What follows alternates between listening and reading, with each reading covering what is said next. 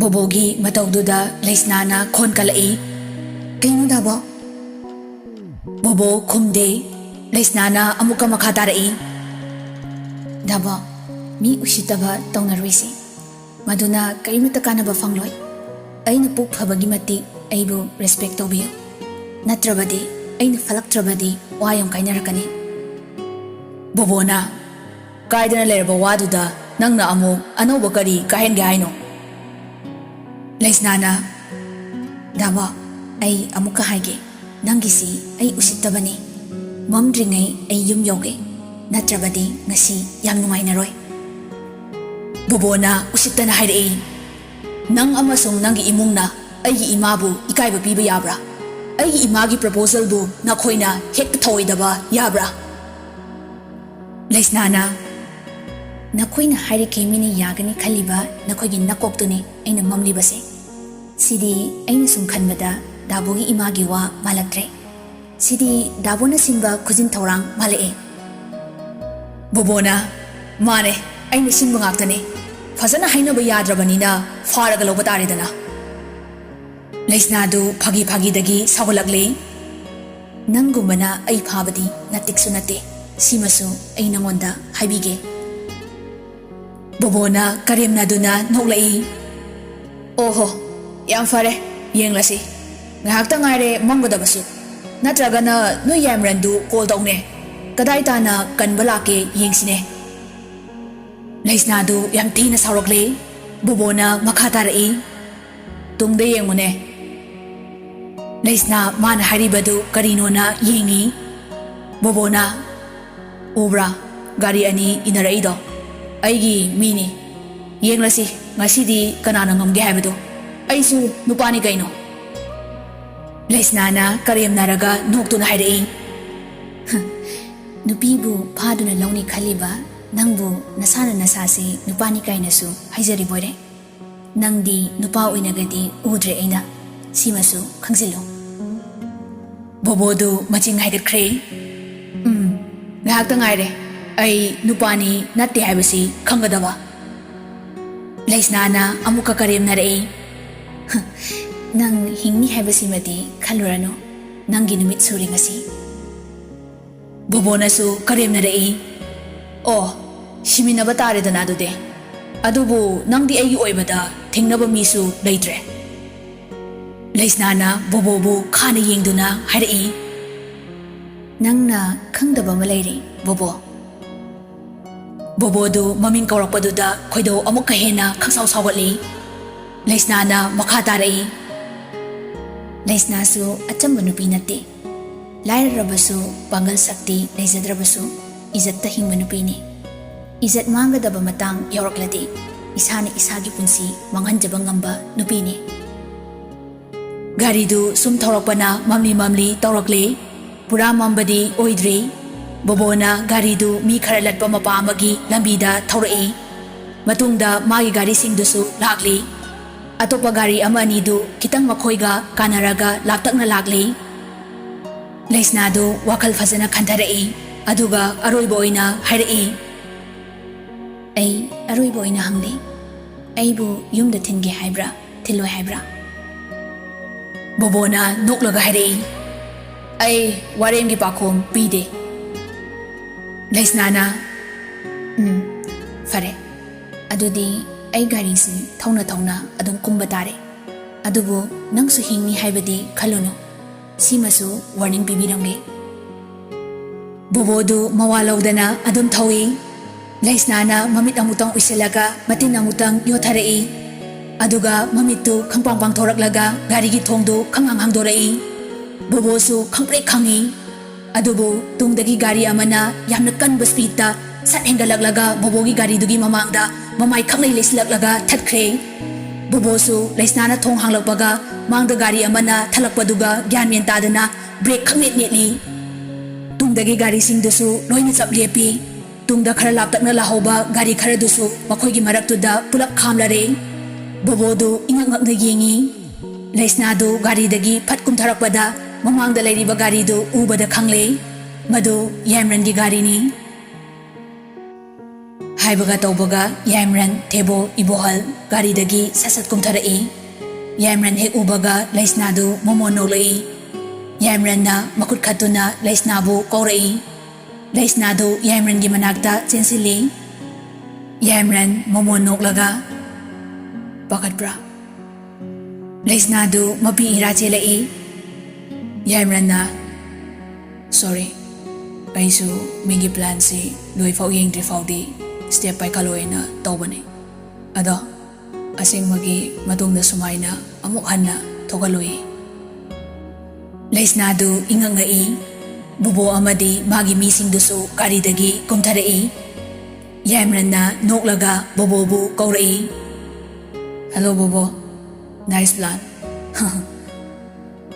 ꯕꯣꯕꯣꯗꯨ ꯃꯥꯒꯤ ꯃꯑꯣꯡꯗꯨꯗ ꯏ ꯀꯥꯈ꯭ꯔꯦ ꯌꯥꯏꯃꯔꯟꯅ ꯃꯈꯥ ꯇꯥꯔꯛꯏ ꯉꯔꯥꯡꯗꯒꯤꯅꯦ ꯑꯩꯅ ꯁꯤꯒꯤ ꯇꯥꯏꯃꯤꯡꯁꯤ ꯉꯥꯏꯔꯛꯂꯤꯁꯤ ꯕꯣꯕꯣ ꯑꯃꯗꯤ ꯃꯌꯥꯝꯗꯨ ꯌꯥꯏꯃꯔꯟꯗ ꯌꯦꯡꯉꯛꯏ ꯂꯩꯁꯅꯥꯁꯨ ꯌꯦꯡꯉꯤ ꯌꯥꯏꯃꯔꯟꯅ ꯅꯣꯛꯂꯒ ꯃꯈꯥ ꯇꯥꯔꯛꯏ ꯅꯪꯒꯤ ꯄ꯭ꯂꯥꯟꯁꯤ ꯍꯧꯕꯗꯒꯤ ꯂꯣꯏꯕ ꯐꯥꯎ ꯐ꯭ꯂꯣꯞ ꯆꯠꯈꯤꯕꯁꯤꯒꯤ ꯃꯅꯨꯡꯗ ꯄꯣꯏꯟꯠ 3ꯈꯛ ꯅꯪꯉꯣꯟꯗ ꯑꯩꯅ ꯄꯤꯒꯦ ꯇꯥꯎꯀꯣ ꯄꯣꯏꯟꯠ ꯅꯝꯕꯔ 1 ꯑꯣꯐꯤꯁꯀꯤ ꯁ꯭ꯇꯥꯐ ꯑꯃꯒꯤ ꯑꯗꯨꯛ ꯆꯥꯎꯕ ꯕꯔꯊꯗꯦ ꯄꯥꯔꯇꯤꯕꯨ ꯑꯣꯐꯤꯁꯀꯤ ꯃꯤ ꯑꯃꯠꯇ ꯈꯪꯗꯕ ꯍꯧꯅꯕ꯭ꯔꯥ ꯃꯔꯝꯗꯤ ꯄꯨꯔꯅꯤꯃꯥꯒꯤ ꯃꯃꯥꯡꯒꯤ ꯕꯔꯊꯗꯦ ꯈꯨꯗꯤꯡꯃꯛ ꯁ꯭ꯇꯥꯐ ꯂꯣꯏꯅ ꯏꯟꯚꯤꯇꯦꯁꯟ ꯐꯪꯈꯤꯕ ꯉꯥꯛꯇꯅꯤ ꯏꯚꯟ ꯑꯩ ꯐꯥꯎꯕ ꯐꯪꯈꯤ ꯃꯥꯒꯤꯗ ꯅꯠꯇꯦ ꯁ꯭ꯇꯥꯐ ꯈꯨꯗꯤꯡꯃꯛꯀꯤꯅꯤ ꯅꯪꯗꯤ ꯊꯥ ꯑꯃꯅꯤꯈꯛ ꯄꯨꯔꯝꯕꯅꯤꯅ ꯑꯗꯨꯝꯕꯗꯤ ꯈꯪꯂꯝꯂꯔꯣꯏ ꯄꯣꯏꯟꯠ ꯅꯝꯕꯔ 2 ꯌꯥꯏꯐꯅ ꯉꯔꯥꯡ ꯑꯆꯥꯄꯣꯠ ꯂꯩꯕ ꯊꯣꯛꯂꯛꯄꯗꯨ ꯑꯩꯅ ꯏꯟꯁꯤꯜꯂꯒ ꯊꯥꯗꯣꯛꯈꯤꯕꯅꯤ ꯑꯉꯥꯡꯗꯨꯅ ꯕꯔꯊꯗꯦꯒꯤ ꯄꯥꯎꯗꯨ ꯇꯝꯂꯛꯄꯗ ꯑꯩꯅ ꯍꯥꯟꯅ ꯚꯥꯞ ꯇꯥꯈ꯭ꯔꯕꯅꯤ ꯑꯉꯥꯡꯗꯨꯅ ꯅꯪꯉꯣꯟꯗ ꯌꯦꯡꯂꯝꯗ꯭ꯔꯕꯁꯨ ꯅꯪꯒꯤ ꯒꯥꯔꯤꯗꯨ ꯑꯉꯥꯡꯗꯨꯅ ꯐꯖꯅ ꯈꯪꯉꯦ ꯍꯥꯏꯁꯤ ꯅꯪꯅ ꯀꯥꯎꯈꯤꯕꯗꯨ ꯅꯪꯒꯤ ꯆꯦꯛꯁꯤꯟꯗꯕꯅꯤ ꯑꯩꯒꯤ ꯃꯥꯏꯟ ꯀꯌꯥꯝ ꯁꯥꯔꯞ ꯑꯣꯏꯒꯦ ꯍꯥꯏꯁꯤ ꯅꯪꯅ ꯚꯥꯞ ꯇꯥꯗꯕ ꯑꯃ ꯂꯩꯔꯤ ꯑꯗꯨꯒ ꯄꯣꯏꯟꯠ ꯅꯝꯕꯔ 3 ꯁꯤꯃꯗꯤ ꯈ꯭ꯋꯥꯏꯗꯒꯤ ꯏꯝꯄꯣꯔꯇꯦꯟꯠ ꯑꯣꯏꯕ ꯄꯣꯏꯟꯠꯅꯤ ꯃꯇꯨꯡ ꯃꯅꯥꯎ ꯅꯪ ꯈꯪꯖꯤꯜꯂꯨ ꯑꯩꯒꯤ ꯂꯩꯁꯅꯥꯕꯨ ꯑꯩꯅ ꯃꯤꯀꯨꯞ ꯑꯃ ꯐꯥꯎꯕ ꯊꯥꯗꯣꯛꯇꯦ ꯍꯥꯏꯕꯁꯤ ꯅꯪꯅ ꯈꯪꯒꯗꯕꯅꯤ ꯃꯥꯒꯤ ꯈꯣꯡꯊꯥꯡ ꯈꯨꯗꯤꯡ ꯑꯩꯒꯤ ꯃꯤꯠꯌꯦꯡ ꯃꯅꯨꯡꯗꯅꯤ ꯑꯗꯨ ꯅꯠꯇ꯭ꯔꯒꯗꯤ ꯑꯩꯅ ꯃꯥꯒꯤ ꯅꯨꯄꯥꯅꯤ ꯍꯥꯏꯕꯒꯤ ꯀꯔꯤ ꯀꯥꯟꯅꯔꯤ इचम चंबा एम्प्लॉई फाउबदा यामना चेक्सिन्ना थंबा यामरनी अदु ओइरगदि लैसनादि अइगी थवाइनी नंग भाब ताइको अइना हाइसे अदुगी प्रमाणदि मिकुपसिदा अइ सिदा नंगी नमांगदा लेपलिबसिनी लैसनादु हौसिक्तदा भाब लोइना तारकले नुमित खुदिंगी माना चथोक चसिन तौबदा यामरनगी Meena माबु ngak seli haibasi mahak khanglakle Basimadi Yamrangi khwaidagi naknaba ibol nabaw khanglamdre Bobona sauna Yamran bu yinglai Yamran na amuka noklaga hairai Yam thina nainang ado aina khara henkibagi wane Hairaga Yamran amuka su noklai Handakti bobosu noktuna hairai Kariba Thainagi ahalamangi pramanama laidaine Kariba duba ओहो इसाना थागतचरदी काचिन गोया यौई हाइबदो यामरनदु अमुकसु नोगलई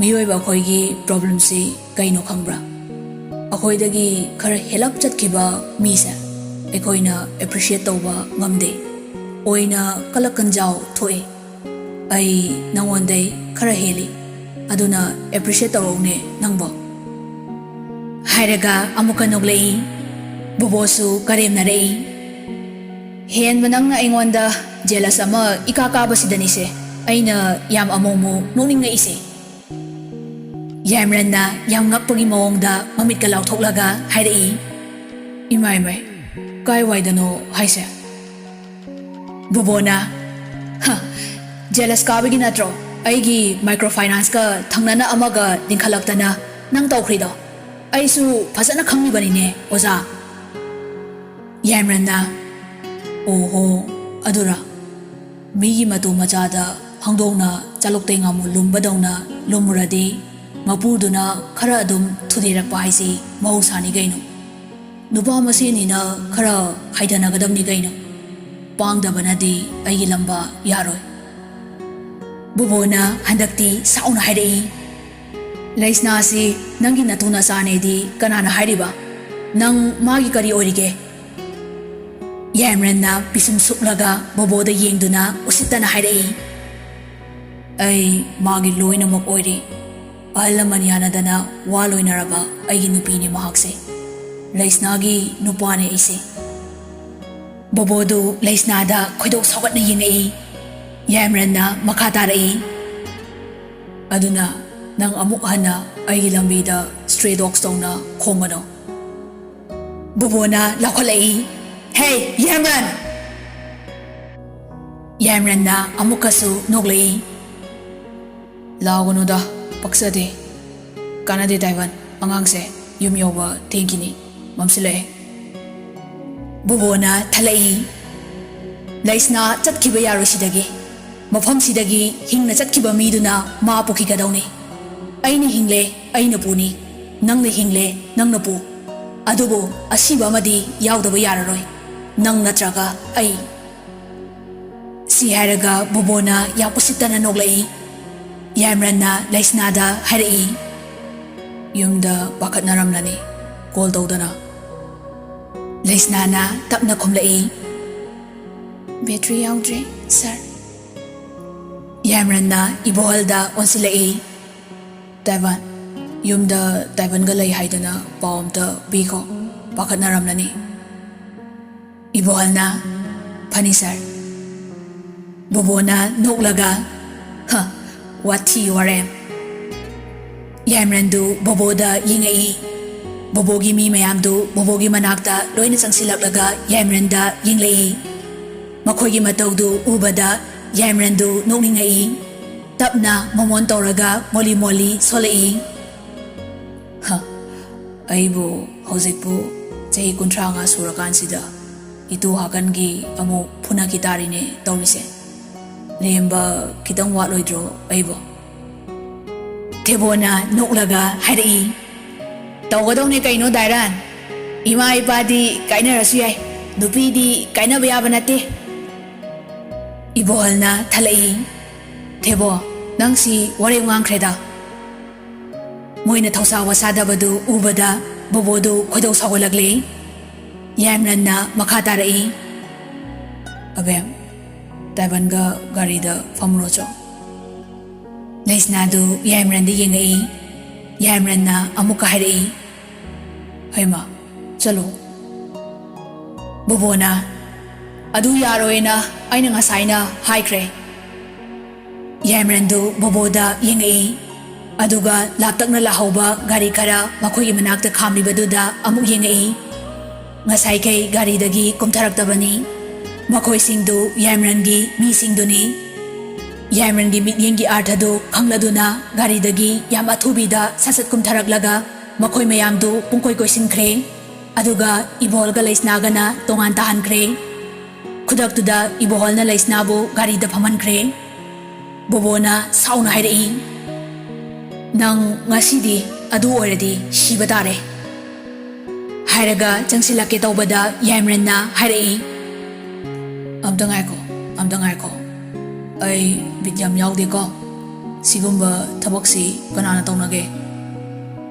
Adugumlaba tansaduda pulis ki gari maphamduda khudakta thausilai. Mayamdu ingangak na loini yengnei. Bobosu ngakre. Yamran na harai.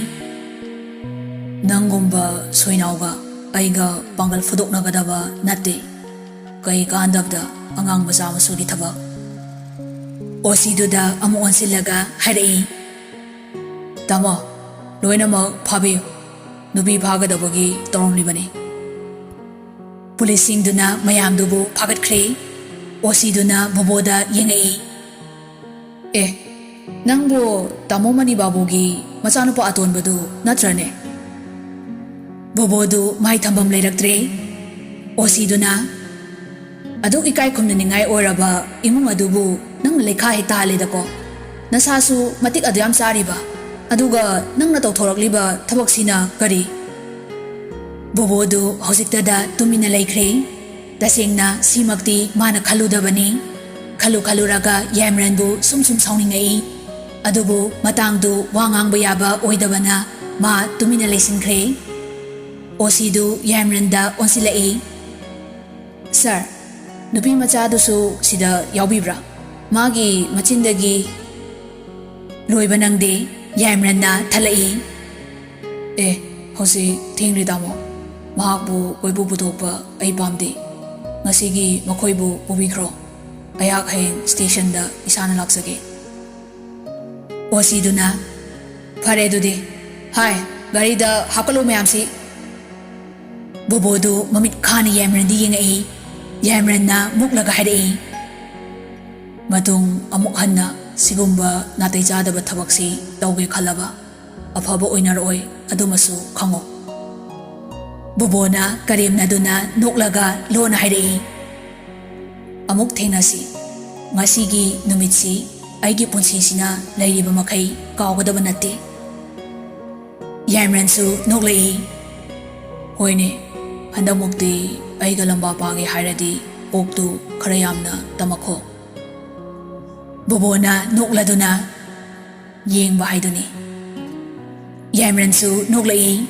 Bobobu garida hapkatkre. Mayamdu loina pukre. Yamrandu masaigai noklamba taptharamba mayamdu hojiktada bobo pukraba matung conditiondu nemtharaklaba matung mamitta I karakle. Magi masadu mai chaklakle. Mana ungduna lepdaga leibaduda thebona hairai. Dairan thengkre hannaba tawrasi. Yamran wa ngangde khudakta garida kakre. Adubu hojiksu mahak wa adu ngangde. Laisnadu Yamranda haifet yengi. Adubu masu wa makha tadre. Laisnagi mayum yorokpada geta malem ngaiduna leirami. Ibohal na haiduna getu hangdohali. Aduga garidu manungda thausilai. Thebona Daban chaga thakisi hairo. Ibohal na nate thenglabani mapanda khambadu mina uraga ibemagi phasaba oide. Adugi thausinbani. Thebona aidi cha thapagi wakal khalurakansida. Laisnadu kumtharai. Adu phawba Yamran wa nganglakte. Laisnana ibohalda hairai. Sir, ai lehaurage. Ibohalna phare bema. Laisnadu Yamranda yengai. Yamrandu handakti mangonda yenglaga momon tawrai. Laisnasu wa makha taramdana malemga changkre. Garidu thaudorakbaga Yamranna hairai. Taiwan luhongba thusinaba tawse. Laisna kuina somda thamba yararoi. Ibohalna tapna khomlai. Phagani sir, ai sinjarage.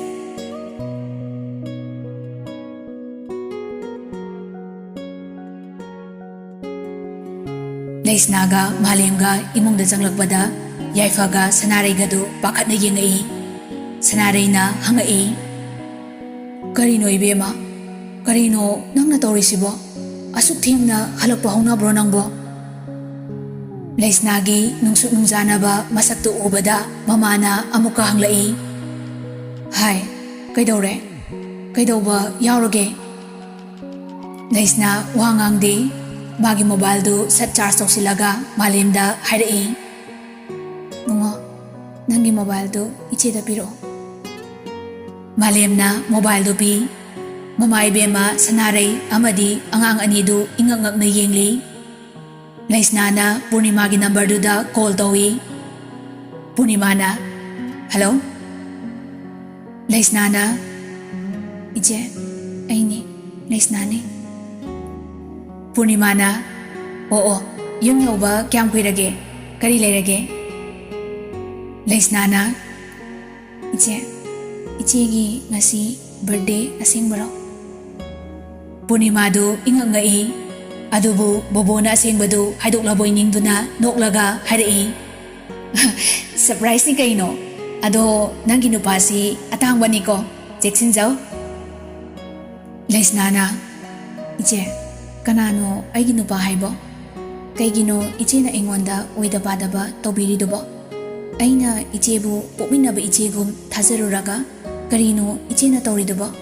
Ngasi aigi punsise manglamladi iche peladro. Punimadu gyanmenama takidre. Karino nangna nganglidubo laisna.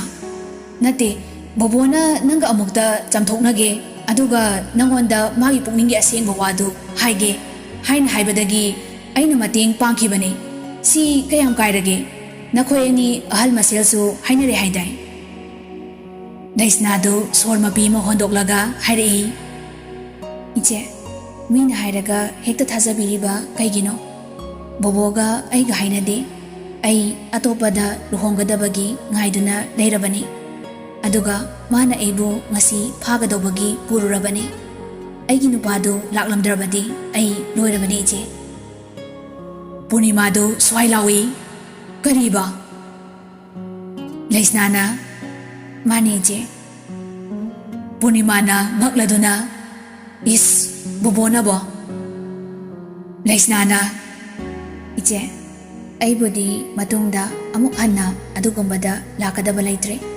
adubu mina haiduna adugumbadu matungda tawbiganu Punimadu ikairagli is aduk yamna minamba thaba ado nang hausikti karisu tawdraba natro Laisnana tawdre je thamlage adu hairaga Laisna phone du thamkre waridu tabada sanarega angang anigadi tarang chatkre Laisnana tapna hairei Ima bobona aibu phage tawbadagi sarna matam chana laktuna khudong thibadu thokhaudabane Malemga yaifagadu khudok khangsau saugatli Sanareina is imai pema aina khalubaga mana oirambaga ibema nang cheksina chataba yadre ko nangi ipangpangbagi mawongdo hosik yadre hausikti setana chanaraba matamni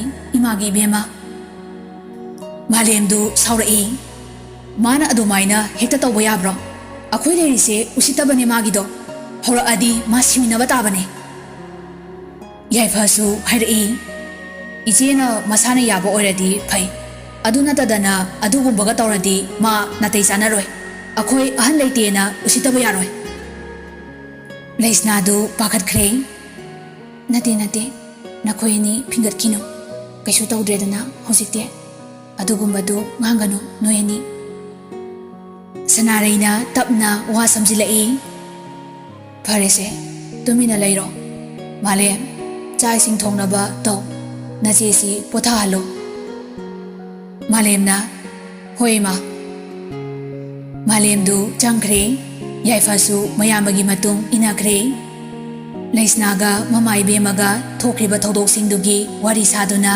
leihore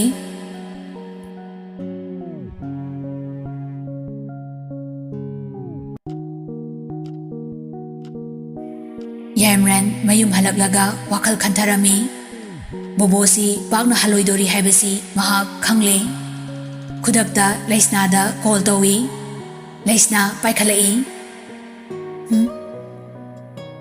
Yamranna pedorige Laisnana oinaduna hairei Sarna asengbadu ngarangna khanglabadi adum chatkinu haibiba yadro Yamranna ado oiradi bobo kamaina ikaiba pidorige ma masana masabu yam pongjaribadu kamaina thudekadorige Laisnana amukasu oinaduna hairei Noi nupa masin muknabada ai sisinabiri kaigino ai kyam pakalamni haisi sarna khangbidri kaigino Yamrandu hosittada maithong makalamna momon tawrai aduga makhatarei ai leiringaidabo nangmu sokpa ngambase kanano adu nangna khangdabasine aina yam nungaitrese Laisnana adu oirasu Yamranna kaino adu oirasu haide Laisnana soiba haise tamba ngamba nate soiramnadi kamai tawni Yamranna ꯑꯩꯅ ꯇꯧꯕ ꯊꯕꯛꯄꯨ ꯁꯣꯏ ꯍꯥꯏꯕ꯭ꯔꯣ? ꯂꯩꯁꯅꯥꯅ ꯌꯥꯔꯦ ꯌꯥꯝ ꯑꯐꯥꯎ ꯁꯥꯔꯛꯂꯅꯨ. ꯌꯥꯏꯃꯔꯟꯗꯨ ꯅꯣꯛꯊꯣꯔꯛꯏ. ꯁꯣꯅꯣꯁꯤꯗꯤ. ꯑꯗꯣ ꯂꯨꯍꯣꯡꯕꯒꯤ practice ꯀꯌꯥꯝ ꯇꯧꯔꯕ? ꯂꯩꯁꯅꯥꯅ ꯋꯥ ꯑꯃ ꯂꯣꯏꯗ꯭ꯔꯤꯉꯩ ꯋꯥ ꯑꯃꯃꯨꯛ ꯍꯧꯖꯤꯜꯂꯛꯀꯅꯨ. ꯑꯩ ꯀꯣꯛ ꯌꯥꯝ ꯉꯥꯎꯏ. ꯌꯥꯏꯃꯔꯟꯗꯨ ꯅꯣꯛꯂꯒ ꯍꯣꯏ ꯃꯤꯁ, ꯉꯁꯤꯒꯤꯗꯨꯒꯤ ꯑꯩ ꯂꯥꯜꯂꯦ, ꯌꯥꯔꯕ? ꯂꯩꯁꯅꯥꯁꯨ ꯇꯞꯅ ꯍꯥꯏꯔꯛꯏ. ꯑꯩꯁꯨ ꯂꯥꯜꯂꯦ. ꯌꯥꯏꯃꯔꯟꯅ ꯅꯪꯅ ꯀꯔꯤꯒꯤ? ꯂꯩꯁꯅꯥꯅ ꯑꯩꯁꯨ ꯏꯁꯥꯅ ꯈꯪꯅ ꯆꯠꯂꯝꯂꯣꯏꯗꯧꯅꯤ. ꯕꯣꯕꯣ ꯌꯥꯎꯏꯅ ꯍꯦꯛ ꯈꯪꯕꯒ ꯌꯨꯝꯗ ꯍꯜꯂꯛꯑꯝꯗꯧꯅꯤ. ꯌꯥꯏꯃꯔꯟꯗꯨ ꯑꯃꯨꯛꯀꯁꯨ ꯅꯣꯛꯂꯛꯏ. ꯑꯗꯨ ꯑꯣꯏꯔꯗꯤ ꯉꯁꯤꯒꯤ ꯁꯤꯟ ꯐꯖꯕꯗꯨ ꯀꯃꯥꯏꯅ ꯊꯣꯛꯇꯣꯏꯕ? ꯂꯩꯁꯅꯥꯅ ꯁꯥꯔ, ꯌꯥꯝ ꯇꯥꯅꯤꯡꯗꯦ ꯑꯩ. ꯌꯥꯏꯃꯔꯟꯗꯨ ꯑꯃꯨꯛꯀꯁꯨ ꯅꯣꯛꯂꯛꯏ.